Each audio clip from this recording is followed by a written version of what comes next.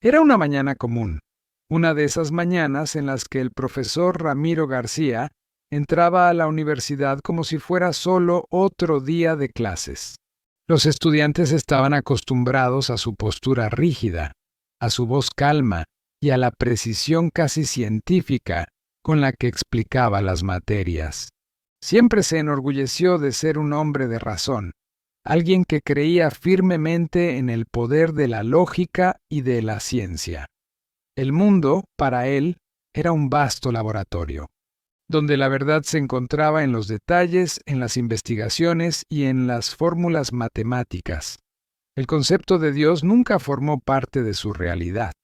Creció en una familia donde la fe era solo un relato cultural lejano, como un mito que se contaba en festivales religiosos, pero que nunca se conectó con su vida cotidiana. Fue una consulta médica rutinaria la que alteró su percepción. Durante un examen de rutina, los médicos notaron algo extraño, un punto en el pulmón que parecía sospechoso. Inicialmente no le dio importancia, hasta que nuevos exámenes confirmaron la terrible noticia: cáncer de pulmón, en estado terminal. El diagnóstico fue un golpe fuerte, como un puñetazo en el estómago. Ya no había opciones de tratamiento ni esperanza de cura. Lo que era un simple examen de rutina se convertía en el comienzo del fin. Las palabras del médico aún resonaban en su mente. Tiene alrededor de 6 meses de vida, profesor García. Intentaremos algo paliativo, pero la situación es grave. La primera reacción de Ramiro fue de incredulidad. ¿Qué había hecho mal? Siempre había sido cuidadoso con su salud, siempre se mantuvo alejado de los vicios. Y siempre confió en las ciencias médicas para cuidar de sí mismo.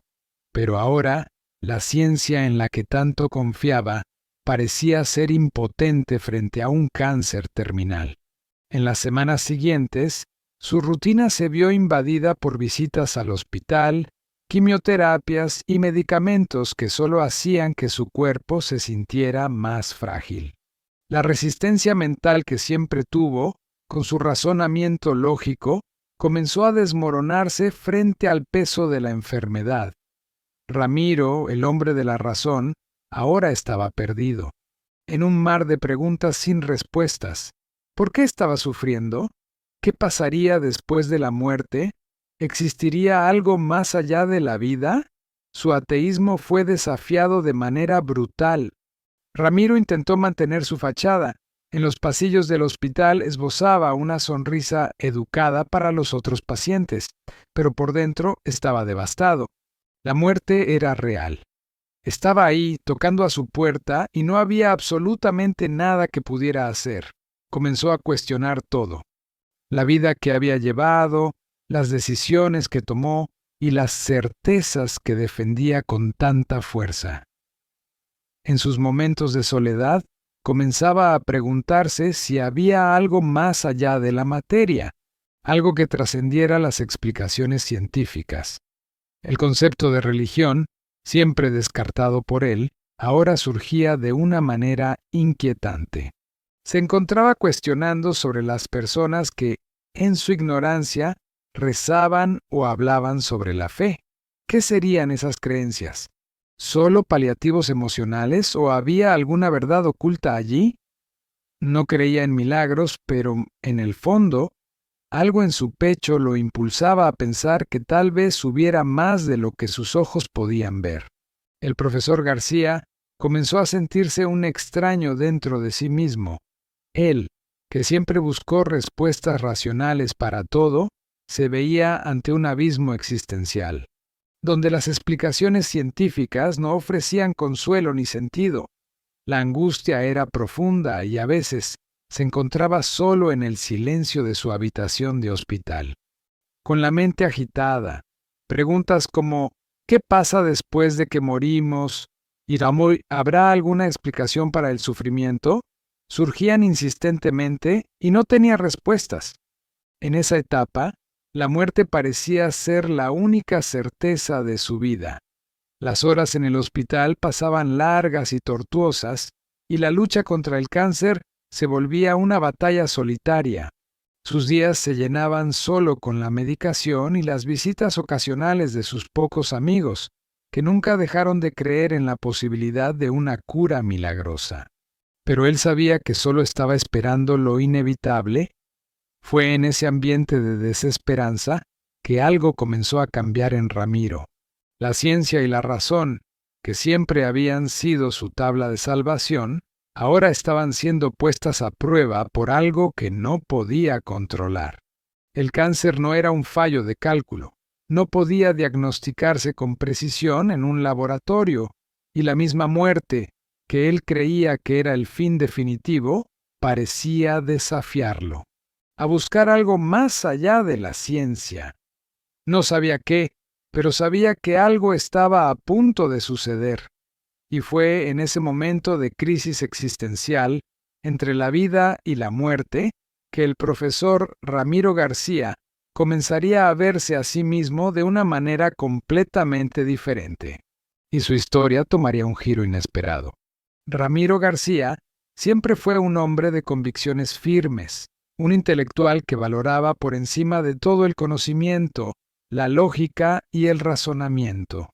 Desde muy joven, fue alentado por su familia a buscar las respuestas para todo a través de la ciencia y la razón.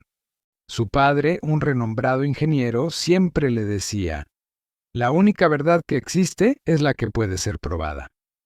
Ese lema guió su vida, y él lo abrazó con fervor. Desde la infancia, Ramiro se distanció de cualquier tipo de práctica religiosa. Su casa, aunque tradicional en algunos aspectos culturales, no estaba marcada por ninguna ceremonia religiosa. Sus padres, aunque originarios de una familia con raíces católicas, nunca impusieron la fe como algo importante. Esto, para Ramiro, fue una bendición, ya que le dio la libertad de crecer sin ataduras ideológicas. A diferencia de muchos de sus compañeros de escuela, que debían asistir a misas los domingos o seguir costumbres religiosas, él estaba libre para explorar el mundo sin las limitaciones impuestas por la fe. Cuando fue mayor, Ramiro ingresó a la universidad, donde su ateísmo se consolidó. La carrera de filosofía y posteriormente la de ciencias humanas fueron los pilares que solidificaron sus creencias. Durante estas etapas académicas, se le presentó una vasta gama de pensadores que cuestionaban la existencia de un ser divino y argumentaban que la religión era una construcción humana para lidiar con el miedo y la ignorancia. Las ideas de Friedrich Nietzsche, Karl Marx y Richard Dawkins comenzaron a resonar profundamente en su mente. Consideraba la religión una ilusión, un mecanismo de control social que impedía a las personas ver la realidad de manera clara. La idea de un Dios creador y controlador del universo era completamente inaceptable para él. Para Ramiro, el universo funcionaba según leyes físicas y naturales que podían ser comprendidas y descritas. El concepto de fe era, para él, una idea vacía, algo irracional, y frecuentemente se refería a los religiosos como personas que se refugiaban en creencias que no tenían fundamento en la realidad objetiva. Su ateísmo era, en realidad, un ateísmo militante. Se enorgullecía de ser alguien que desafiaba la ignorancia y que, a través de la educación y el razonamiento lógico, ayudaba a las personas a liberarse de las ataduras de la religión. Esta postura se reflejaba en su trabajo. Como profesor universitario, Ramiro tenía un interés profundo en explicar los fenómenos naturales, tanto históricos como científicos, de una manera puramente racional.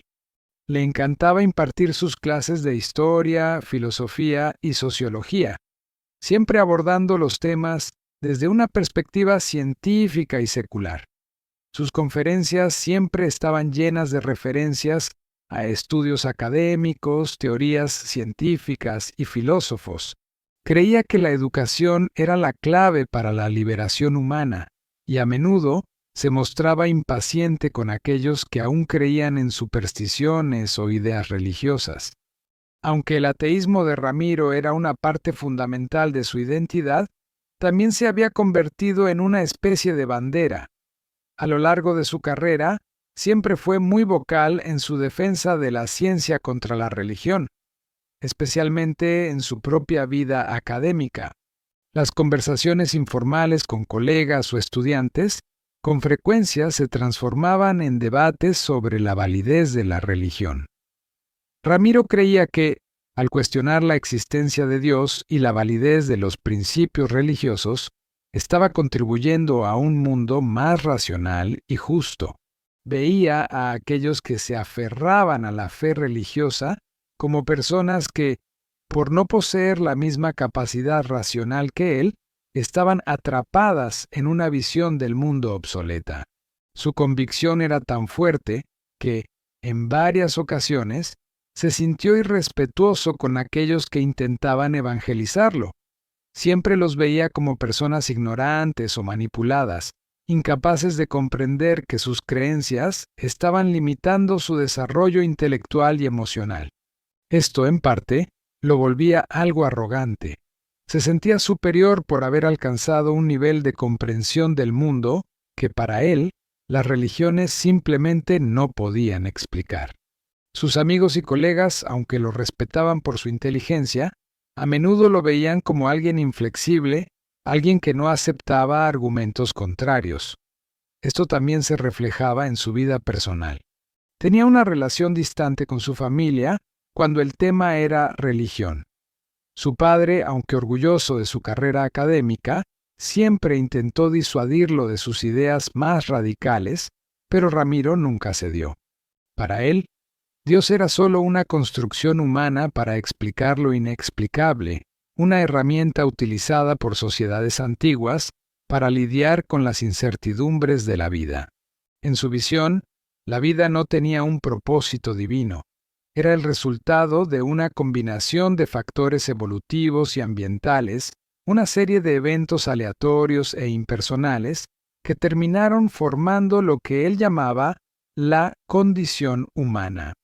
Para él, la única verdad era que la vida debía ser vivida de la mejor manera posible dentro de lo que es tangible y comprensible. Estas eran las creencias de Ramiro García, y nunca cuestionó verdaderamente estas ideas, hasta que, confrontado por la inminencia de su muerte, su visión del mundo comenzara a desintegrarse. Siempre creyó que la razón y la ciencia eran las únicas herramientas que se debían usar para comprender el universo. Sin embargo, a medida que su salud empeoraba, Ramiro se vio acorralado por una pregunta simple y aterradora. ¿Y si estoy equivocado? Ramiro García nunca imaginó que su destino lo llevaría a un hospital, aquel lugar frío e impersonal, donde los cuerpos se convierten en números y los rostros se mezclan en un mar de incertidumbres. Siempre tuvo una visión crítica de la medicina hospitalaria, considerándola como un reflejo más del progreso impersonal de la sociedad moderna. Para él, el hospital era un centro de cura física, pero jamás espiritual. Era allí, entre las paredes esterilizadas y el zumbido de las máquinas, donde enfrentaba la realidad de su condición de salud y al mismo tiempo de su fe o la falta de ella. El diagnóstico de cáncer terminal fue el primer golpe, pero el silencio del hospital fue el segundo. Cuando Ramiro se vio en la cama de una habitación fría y sin personalidad, algo lo golpeó con aún más fuerza, la sensación de soledad absoluta. No estaba rodeado por amigos o familiares, sino por extraños. Aquel era un lugar donde nadie quería estar y él, más que nadie, comprendía el porqué. El olor a desinfectante mezclado con el olor de cuerpos cansados y enfermos parecía impregnado en las paredes. Pero lo que más lo afectaba no eran los sonidos de las máquinas o el malestar físico, sino la soledad que se apoderaba de su alma. Aunque estaba rodeado de personas, se sentía absolutamente solo. Los otros pacientes, muchos de ellos más viejos o más débiles que él, parecían tener una forma diferente de enfrentar la situación. Algunos pasaban el tiempo durmiendo, otros con los ojos fijos en el techo, como si esperaran algún tipo de milagro. Pero lo que más intrigaba a Ramiro eran aquellos que rezaban. Cada vez que escuchaba una oración, una Ave María murmurada o el sonido de un rosario siendo tocado repetidamente, sentía una frustración creciente. La fe de los otros pacientes parecía un refugio, algo que él nunca entendió y que ahora parecía invadir su espacio de forma no deseada. Cada noche, escuchaba el susurro de plegarias provenientes de la habitación contigua. El sonido era casi imperceptible, pero innegablemente presente. El viejo hombre, con sus manos temblorosas, rezaba incansablemente, repitiendo palabras de fe como si la oración fuera su única forma de resistencia al sufrimiento. Para Ramiro, esto era un doloroso recordatorio de que estaba en un lugar donde la ciencia ya no parecía tener respuesta. Por más que se convenciera de que la medicina tendría la última palabra, sabía que allí los límites de la medicina estaban siendo puestos a prueba. El cáncer se estaba expandiendo por su cuerpo y ya no tenía control sobre lo que sucedería a continuación. No entendía cómo la fe podía ser un consuelo para los demás. Para él, Dios, si existía, era una invención humana, un mecanismo psicológico para lidiar con el miedo a la muerte. Durante toda su vida, nunca necesitó la fe. Su razón siempre fue su compañera constante, su forma de protegerse de la imprevisibilidad de la vida. Se veía a sí mismo como alguien por encima de las creencias infantiles de los demás, alguien que entendía el mundo de manera pragmática. Pero en esa habitación del hospital, la razón estaba en una lucha constante con una fuerza invisible que no lograba comprender: el miedo a la muerte. Con cada oración que escuchaba, una sensación de incomodidad invadía a Ramiro. Intentaba aislarse, ponerse los auriculares, concentrarse en los libros o incluso en la televisión del hospital, pero cada vez que el silencio invadía el ambiente, el sonido de las oraciones lo alcanzaba nuevamente. Se preguntaba cómo era posible que esas palabras, pronunciadas por personas que enfrentaban el mismo destino que él, pudieran traer algún tipo de alivio. ¿Cómo alguien podía creer en algo que él consideraba un consuelo vacío? El hecho de estar enfermo, al borde de la muerte, hizo que las convicciones de Ramiro fueran puestas a prueba de una manera que jamás imaginó. En ese momento, la ciencia y la razón, que siempre fueron sus aliadas, parecían ser insuficientes para lidiar con el vacío y el miedo que sentía. Pensaba que las oraciones, la fe de los otros pacientes, eran una forma de aferrarse a algo frente a la impotencia ante la muerte. Pero él, que siempre creyó que tenía control sobre su vida, ahora se veía perdido, sin respuestas. La idea de que la muerte pudiera ser algo más allá de la simple extinción de la vida material lo inquietaba de una forma que no podía ignorar. El día a día en el hospital pasó a ser un ciclo de observaciones incómodas y momentos de reflexión. Comenzó a observar a los otros pacientes con más atención. Las oraciones, los murmullos, los gestos de fe se convirtieron en parte de la rutina de Ramiro y no podía evitar reflexionar sobre lo que significaban. Veía a la esposa de uno de los pacientes con lágrimas en los ojos, sosteniendo la mano de su esposo, murmurando palabras de fe.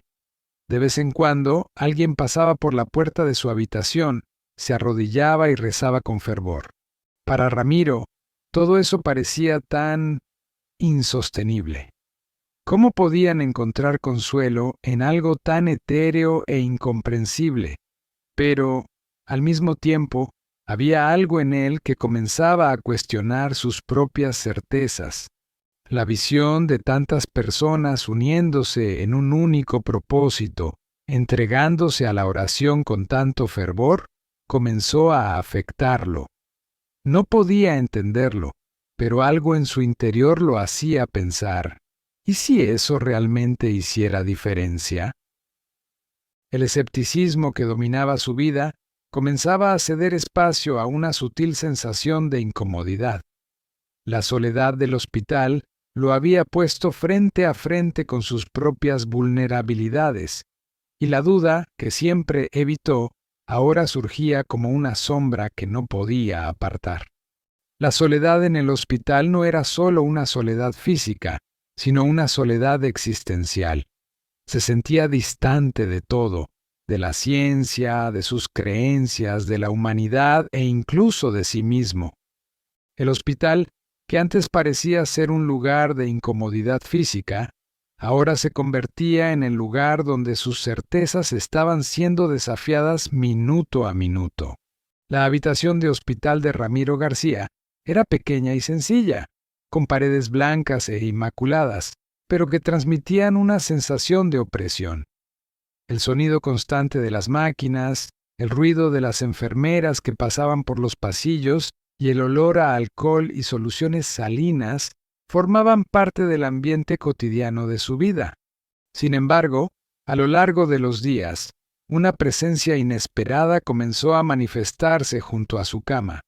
En la habitación contigua, un nuevo paciente había sido colocado, un hombre mayor con cabello canoso y piel muy fina, que parecía evidenciar las largas batallas libradas contra el tiempo y la enfermedad. Este hombre, llamado José, no tardó mucho en convertirse en parte de la rutina silenciosa de Ramiro. No era alguien de grandes conversaciones o gestos, pero siempre parecía estar presente en una especie de oración interior. Cada día, a las mismas horas, José comenzaba a moverse lentamente en su cama, tomando un pequeño rosario de cuentas desgastadas que siempre llevaba consigo. Las manos temblorosas del anciano realizaban los movimientos lentos y metódicos mientras comenzaba a rezar, repitiendo las palabras con una cadencia que llenaba el ambiente. Para Ramiro, el sonido de las palabras susurradas a su lado, y especialmente el sonido de las cuentas del rosario deslizándose entre los dedos de José, se convirtió en una presencia constante y de alguna manera perturbadora. Al principio, intentó ignorarlo. Después de todo, él estaba allí con sus propias preocupaciones y dolores físicos, y lo que sucedía en la habitación contigua no debía ser una prioridad. Sin embargo, con el paso de los días, el sonido comenzó a resonar de una manera que ya no podía apartar. La cadencia de las oraciones parecía penetrar su conciencia, entrando en sus pensamientos de manera sutil, pero implacable. Padre nuestro, que estás en los cielos, santificado sea tu nombre. Las palabras, dichas de forma repetida, eran como un eco que se infiltraba en lo profundo de la mente de Ramiro. Escuchaba la oración todos los días, a las mismas horas, y de alguna manera, algo en el ritmo y la simplicidad de las palabras le causaba una incomodidad que no podía explicar.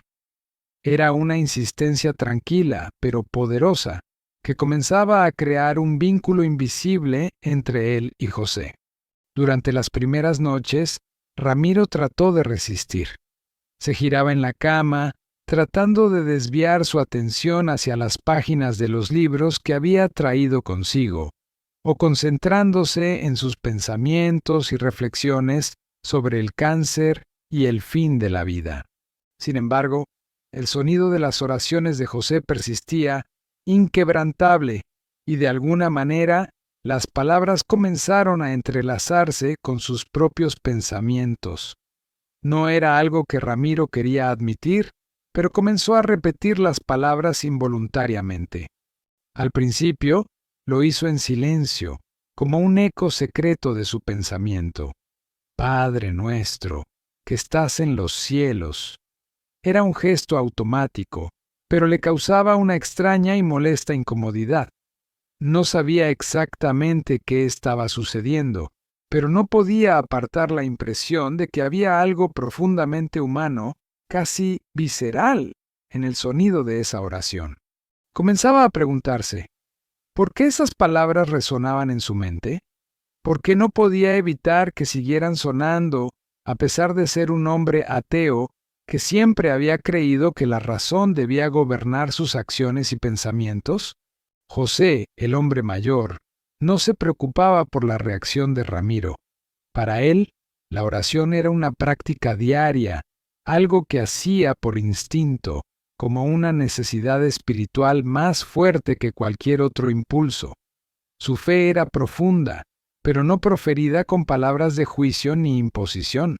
Rezaba para sí mismo, pero también por los demás a su alrededor, tal vez sin saber que la presencia silenciosa de su devoción tocaba a alguien como Ramiro, que nunca había creído en algo más allá de lo material.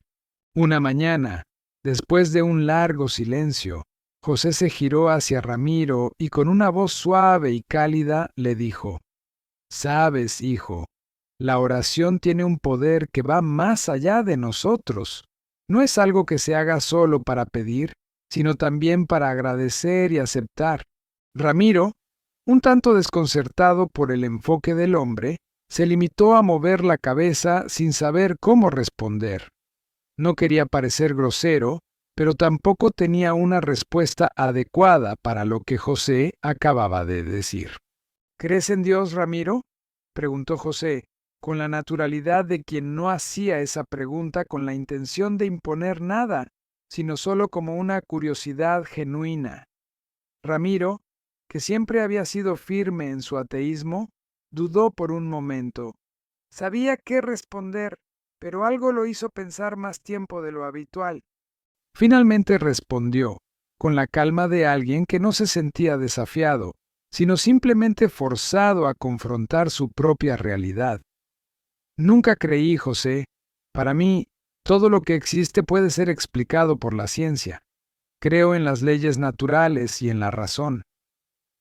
José solo sonrió, una sonrisa tranquila, como si hubiera escuchado eso miles de veces, y luego, sin prisa, comenzó nuevamente a rezar. Ramiro se quedó en silencio, observándolo, pero ahora con una mirada más atenta. Las palabras de José, aunque parecieran triviales para quien creía en la lógica y la razón, ahora le parecían extrañamente reconfortantes.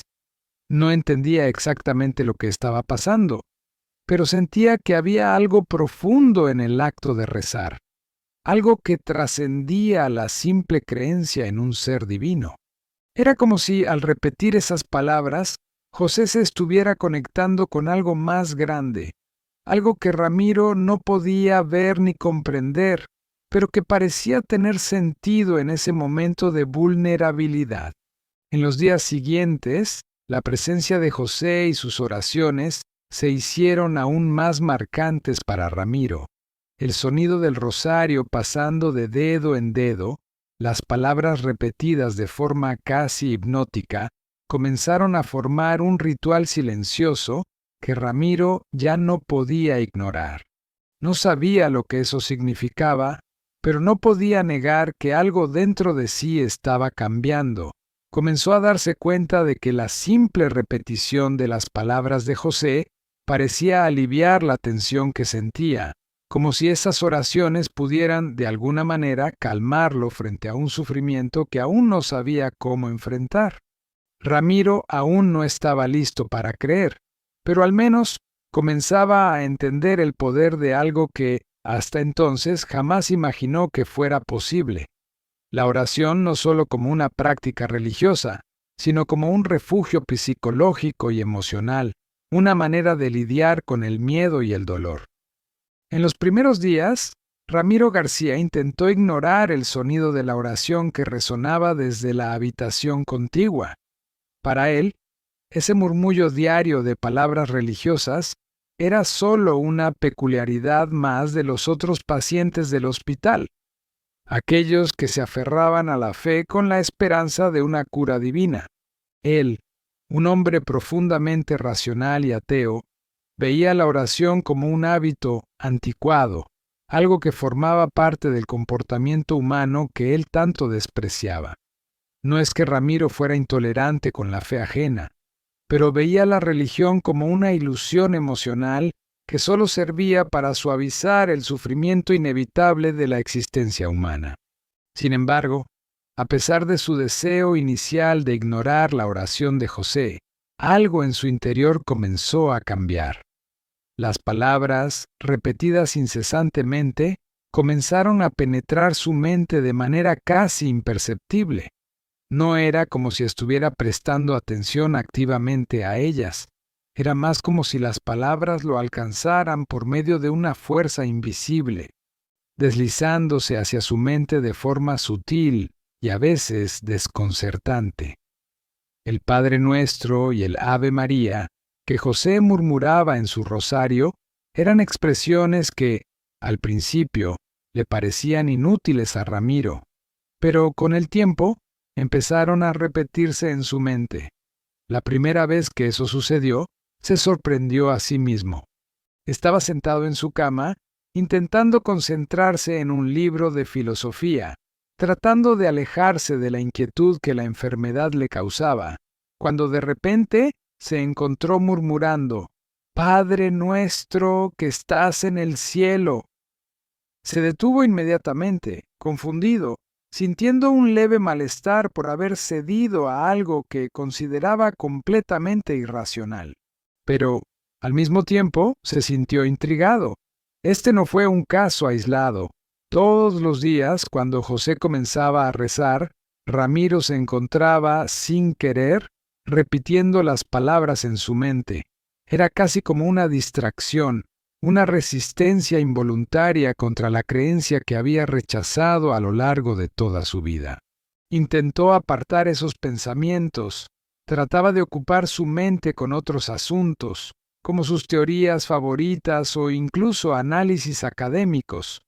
Pero, para su sorpresa, las palabras de oración seguían surgiendo como un mantra inofensivo, pero implacable.